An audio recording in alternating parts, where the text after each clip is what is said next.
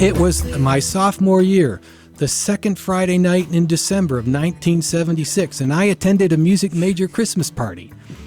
And this little guilt-ridden Catholic boy thought, well, it's about 11 o'clock, I better start going home.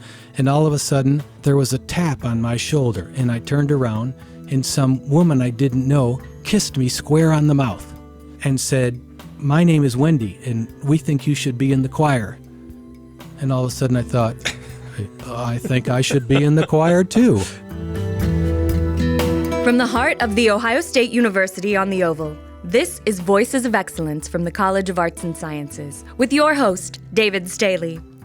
Voices focuses on the innovative work of arts and sciences faculty and staff, with departments as wide-ranging as art, astronomy, chemistry and biochemistry, physics, emergent materials, and mathematics and languages, among many others. The college always has something exciting happening. Join us to find out what's new now. My guest today is Robert Ward, Associate Professor in the School of Music at The Ohio State University College of the Arts and Sciences. He serves as Director of Choral Studies at The Ohio State University, where he conducts the Men's Glee Club and Choral. Dr. Ward, welcome to Voices. It's my privilege, sir. Let's start with the Glee Club. I think when people think music at Ohio State, they most certainly think about the marching band, but my sense is that the Glee Club might be as older, maybe?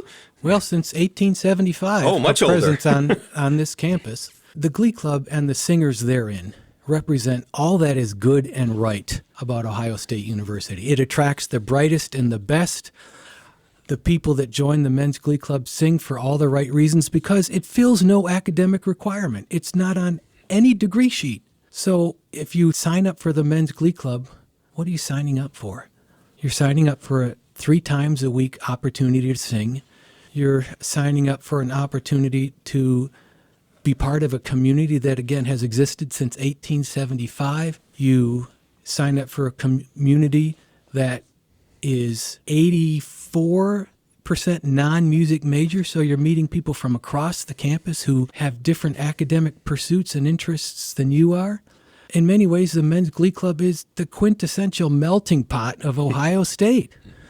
Well, you answered one of my questions. So these aren't all music majors. In fact, it doesn't sound like they're not music majors. 84% not music majors. So what draws them in, aside from the chance to sing? What's the draw? That's the ineffable part of the Men's Glee Club. There's a palpable something about the community. There's a palpable sense of the brotherhood that has existed for all these years. There's a sense of being tied to something that's bigger than yourself or certainly larger than the conductor themselves. Is this a musical organization? Yes, but it's also a community that sings and represents the starting point for lifelong friendships, both personal and professional. Why do so many of the Men's Glee Club members come back to sing in the summer reunion, which we'll have at the end of June? Individuals who are 85 years old and who travel from Los Angeles to come here and meet up with the 19 and 20-year-old current members. What is that connection?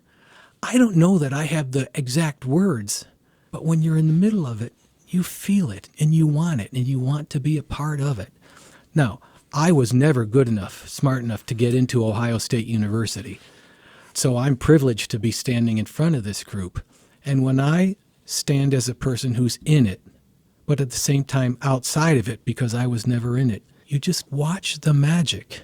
You should come sometime. Come to a rehearsal or come to a concert and watch these talented, academically diverse, sometimes immature young men come together 3 days a week. What would I see at a rehearsal if I were to attend one, or paint a picture for the audience? You'd see people walking in from all across the campus. They come in very disconnected from music because they've been doing physics and chemistry and geography, many different things. So they'll gather. They'll spend the first many minutes talking to each other and just having a good time. And now I've got to settle them down and corral the energy. And then we usually start out with some kind of activity that helps them connect both sides of their brain. Because they've been in one side of their brain and now we're going to do the other side of their brain. So we do some of that. Then we do some oral skills type things where I play a series of pitches and they sing the pitches back. We always sight read something because development of literacy skills, individual skills, the ability to read rhythms and pitches at sight is very much a part of our curriculum because my job is to empower them to have a life in music alone, not so that they need someone else. So there are no weak links. Everybody comes in to improve their basic musicianship. And all that happens in the context of getting ready to actually rehearse and perform the music that we sing. My parallel is there's no English teacher on this campus that would say, don't worry about it. You don't have to read the words yourself. Go listen to the book on tape. They would never say that. No. Accordingly, I would never say, look, I'll make you a recording and you can just memorize it and then we'll sing it back. That's not what I'm about. Now, I know that model exists, but it's not the model we ascribe to in the Men's Glee Club. I assume there's a tryout of some kind. There is an audition. They come in and I assess their singing ability. I assess their music literacy skills. I assess their ability to hear pitches and then sing them back. I also try to get to know who they are. Do they have the ability to kind of laugh at themselves and realize that it's not a mistake, we just didn't quite get it right? Because they're going to be part of a community. And do I see them as part of that community? And then sometimes I look at them and they're so strong and anxious and bright-eyed. I think, my goodness, that person's a poster child for the Men's Glee Club. So there's a lot more than just how you did singing as part of the audition process. Sometimes people come in and they just want to try out. Okay. But they don't really want it. They're just kind of come by, check us out. In order to be offered an invitation into the Men's Glee Club, you have to demonstrate that you really want it. Because there's a lot of people that want it. And once you're in it, do you continue to earn your spot? That's all part of the audition as well. Do you have to audition every year? I know Every in the year. marching band you have to. Same thing do here. that. There's no such thing as tenure. And just because you were offered an invitation in your freshman year doesn't necessarily mean you'll get one in your second year. And that's a tough one. When I have to deny somebody admission as a first-year student, that's tough enough. But if a second-year student comes back and is not accepted a spot, that's tough on them emotionally. I don't necessarily like it, but that's my job. And as well as a community, there's a very strong artistic standard of excellence and expectation that comes with the Men's Glee Club at The Ohio State University. And we have to hold the ensemble to that standard. Where are they performing? And what sorts of venues and situations? And what is it that they're singing typically?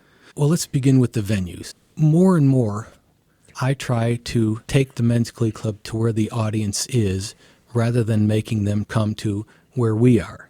You may believe this or not, but Weigel Auditorium is not necessarily easily accessible. You've either got to park in the Union or you've got to park in Arps, and then you got to walk up, and then you have to be willing to pay $20 to park your car. So it's really an effort for someone to come to one of our on-campus concerts. And if you go across the city of Columbus, there are numerous churches that have wonderful acoustics that are just wanting to host kind of artist concert series. And so we regularly do that. Parking is a lot easier for audiences in some of those venues. In this past year, one of our concerts was in Hudson, Ohio. One of our graduates is the choral director at Hudson High School, and he invited us up to do a day of clinics with the Hudson choirs, and then we gave an evening concert there. In this upcoming academic year, as we celebrate our 150th anniversary, we'll be giving a concert in April of 2025 for the Knox County Alumni Association up in Mount Vernon. In January of 2025, we'll be on stage at Alice Tully Hall, Lincoln Center, giving a concert there. In March, we'll be at one of the local churches giving a combined concert with the College of Worcester. So we can be just about any place. We're mobile. Now, it's not quite as easy to be mobile as it used to because I've got to transport 72, 75 people. And that requires buses. And buses are ever more expensive these days. Boy, oh boy. But we'll go when asked if we can. What's a Glee Club singing? Since 1875, we always sing the Buckeye Medley, which is the songs that everybody knows, and many of our audience like to hear that. We also sing music, and the focus of our program is music that is written specifically for tenor bass ensembles and represents the best of historical music for that voicing and the best of the new music being written for that voicing. It's very hard to find music for men's choirs because so little is originally written for men's voices. In the 20 years that I've been here, the Ohio State University Men's Glee Club has commissioned many works specifically for tenor bass choirs. And that not only augments our repertoire, but offers more options for music to tenor bass choirs across the country. I'm a little surprised to hear you say that there aren't a lot of pieces written for men. Why is that? We live in an SATB world, soprano, alto, tenor, bass. That's the way it is. In any given publishing cycle, only 8% of the music published is for tenor bass choirs. So if you had 100 pieces published, 8 of those would be for tenor bass choirs. And only 2 to 3% of that would be music originally written for tenor bass choirs. Very often, it's music that's sold well as an SATB octavo or music that's sold well for a treble choir. And then the publisher wants to make some money, so they transcribe it and make it available for men. Music for tenor bass choirs is fairly limited. I also introduced you there in the beginning as a director of Ohio State's Choral. You have to tell us what the Choral is. So the Choral is an ensemble for our most experienced singers on the campus. A high percentage of music majors and non-music majors who have a tremendous amount of singing background experience and time. The music they sing represents the best of the historical tradition that is associated with an ensemble of that type, and is also committed to finding the newest works for that genre. So it's very typical to find a program where we might sing a motet by Antonio Vivaldi and then conclude with a piece by the Estonian composer Veljo Tormis, and how you find a set of pieces that weave together and make sense as a whole and yet represent the gamut of styles and genres. Does that include contemporary pop music? When I think of Glee or those sorts of things, I think that they're singing Adele or they're singing Taylor Swift. That's not part of what we do. Now, this past season with the chorale, we did a new arrangement of a tune that was originally written by Bob Dylan. Wonderful piece, but we don't sing it in the way that he recorded it. The arranger takes his ideas and his chord structure and crafts something new. So, do we do pop music? No. Do we do some standard classics that are arranged for that ensemble in a novel and creative way? Yes. You've already started talking a little bit about this, but I wanted to learn more about what it means to be a conductor. Conductor must be defined in terms of the ensemble in which the conductor stands in front of. My job is to teach these young musicians how to be the best version of themselves. My job is to stand in front of them and say, let's see what we can do to make you better and to make you look good. My job is to design a lesson plan and rehearsal plan and pick repertoire that is going to help you become a better musician. So, yes, am I the conductor of the chorale and the Men's Glee Club? Yes. Do I stand up in front and wave my hands? Yes. But my objective is to teach them how to be better musicians. And my rehearsal process and the repertoire that's selected is designed to answer that question. What did today's rehearsal do to make them better musicians? Give us an example of how that works. Ohio State University is a school. And I just happen to teach this grade level versus a different grade level. So we always begin with some kind of ear training exercise. The 4 words that we teach every singer in every choir, the 4 words are listen, imagine, breathe, sing. the first thing a singer has to do is listen.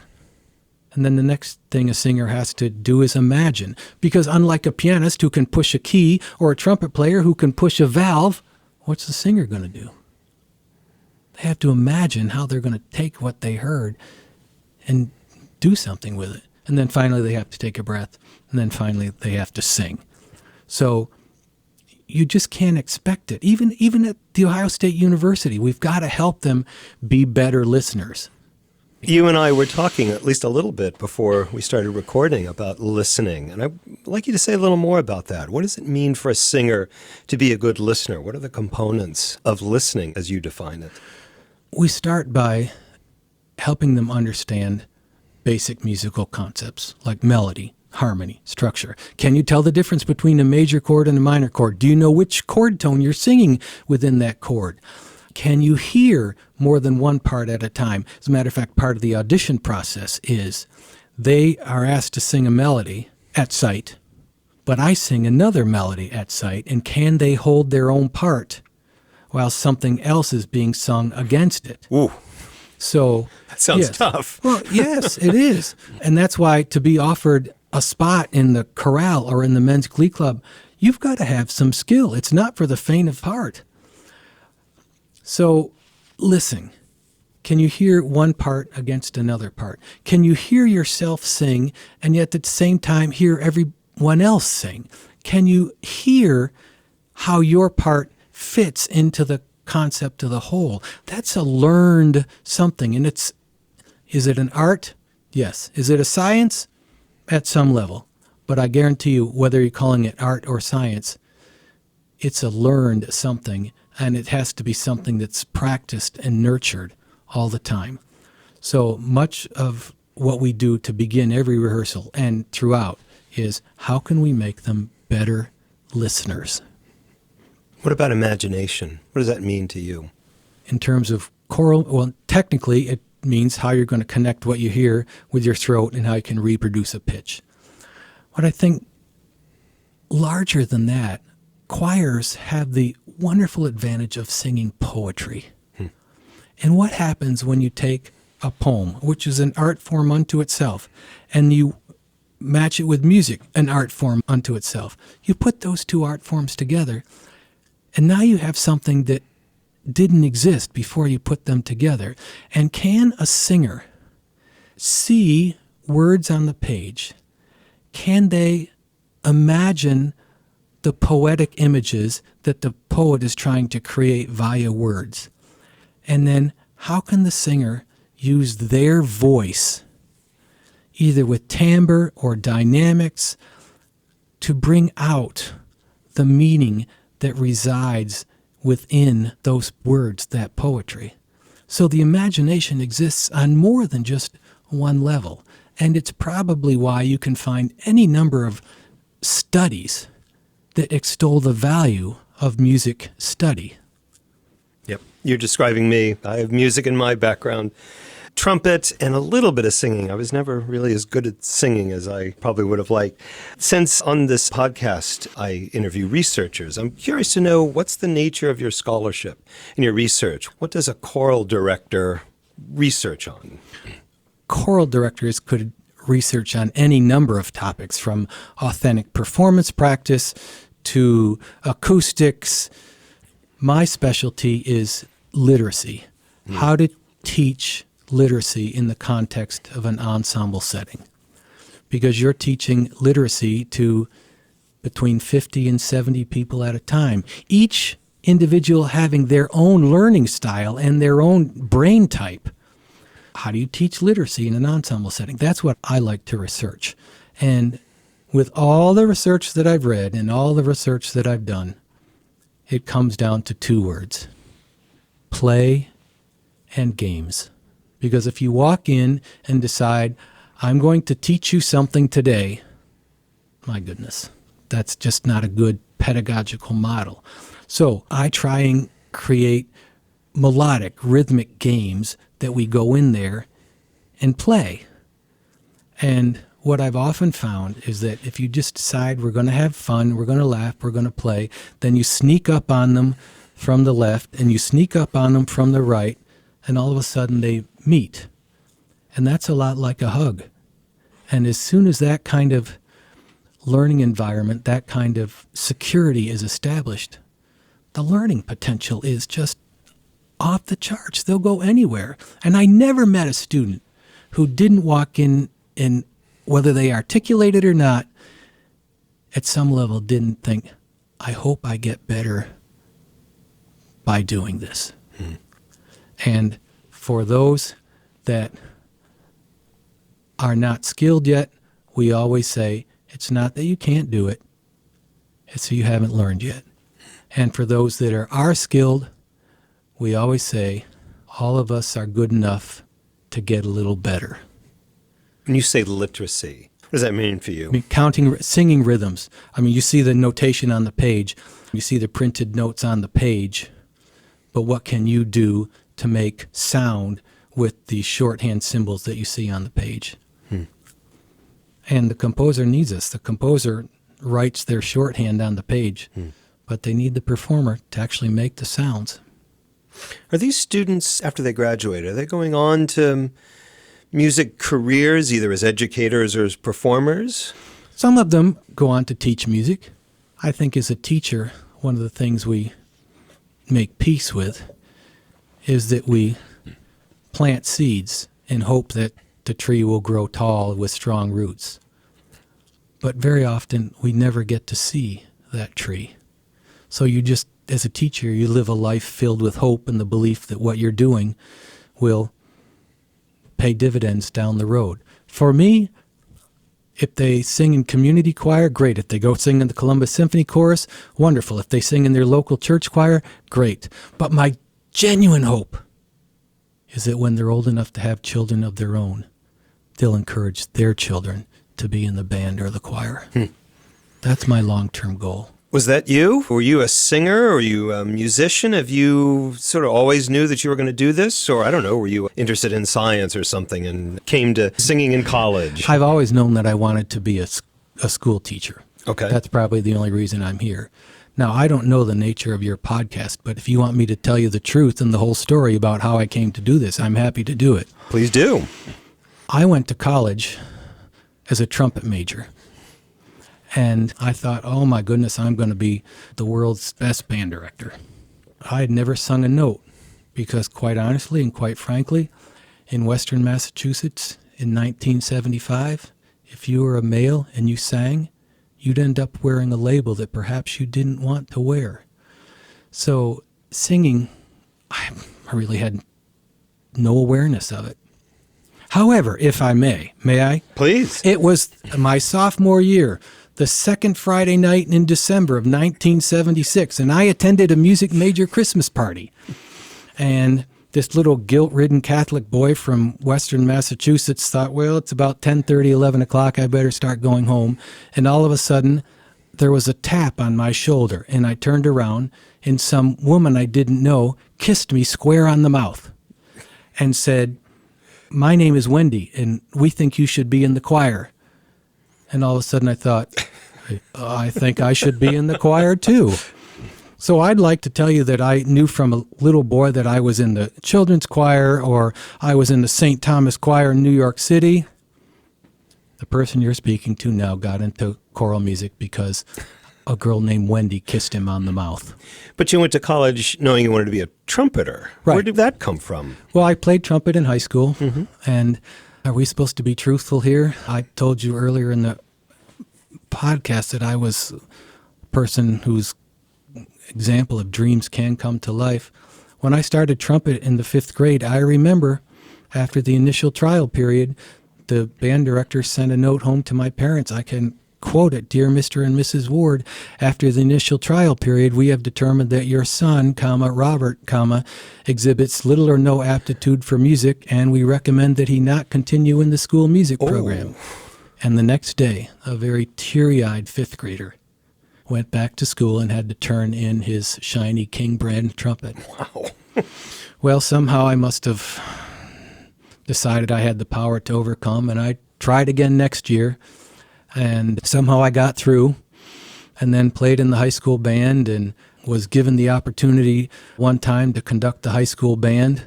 And I thought this was about the most wonderful thing I've ever done, and thought, okay, I've always known I wanted to be a school teacher. I think I'll probably be a music teacher. So I taught high school in Hartford, Connecticut. I was the choir director, the band director, and the coach of the varsity ice hockey team. So it was a great job. So when these men's glee club guys come with a variety of interests, that was me. I was never just your straight down the middle of the fairway musician. I came at it from a rather circuitous route. And here I am holding a prestigious position at one of America's great universities, and thankful every day for the past 20 years that the gods of choral music brought me here. Robert Ward, thank you. My privilege, sir. Voices of Excellence is produced and recorded at The Ohio State University College of Arts and Sciences Marketing and Communications Studio. More information about the podcast and our guests can be found at go.osu.edu/voices. Voices of Excellence is produced by Doug Dengler. I'm Jen Farmer.